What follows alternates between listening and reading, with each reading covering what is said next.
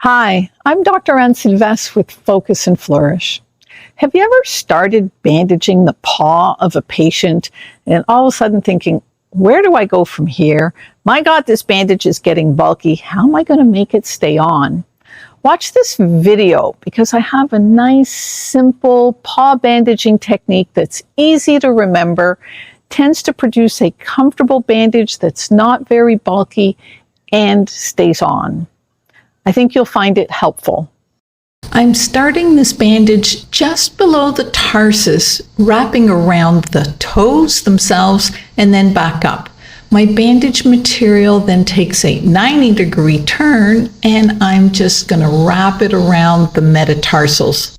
This is the portion of the bandage that's going to help anchor it, hold it in place. I make my way back down with my cast padding, and remember, this dog's problem is somewhere in the paw. That's why we're applying this particular bandage. So I want to make sure that the paw is well padded and comfortable. So every turn, we'll wrap around the paw towards the top of the paw and then come down in a diagonal manner, covering all the different parts of the paw in an even format. And I'm just going to repeat that, ensuring that I've covered every aspect of that paw and that I have a well-bandaged paw. I'm going to go make my way back up the metatarsals, or metacarpals if we were on a front paw, just to help anchor the bandage in place. And right now I'm just finishing off my roll of cast padding.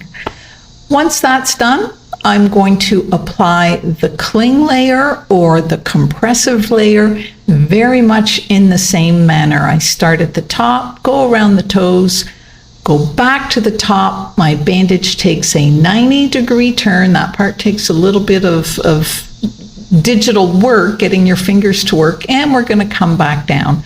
Now my compression here is not going to be too much until I get to the bottom, and then I'm going to compress a little bit more. Remember, when compressing a bandage, always distal to proximal so you don't have excess compression proximally cutting off the blood supply. Once again, I want to make sure that my pressure is even along the paw. Therefore, I have to make sure that my cling kind of finds every spot of that bandage and that I can apply some even pressure to it. And then I'm going to make my way back up. So much the same manner as I had with the cast padding. The cling wraps around the toes, coming down on a bit of a diagonal, and then I work my way back up and I come back down. We're finally going to apply the protective layer, the vet wrap layer, in very much the same manner. And the purpose of this layer is merely to protect the bandage, be a little bit water and dirt resistant. That's a little bit water and dirt resistant. So all I'm trying to do is cover all the white stuff in a nice even way, but without applying too much pressure, so that I have protected the entire bandage.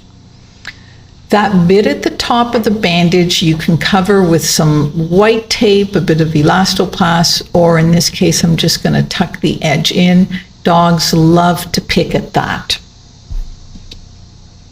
Clearly, the paw bandage is meant to be used for a problem on the paw. So we're talking the digits, the toenails, the digital pad, or maybe even the metacarpal or metatarsal pad of the paw.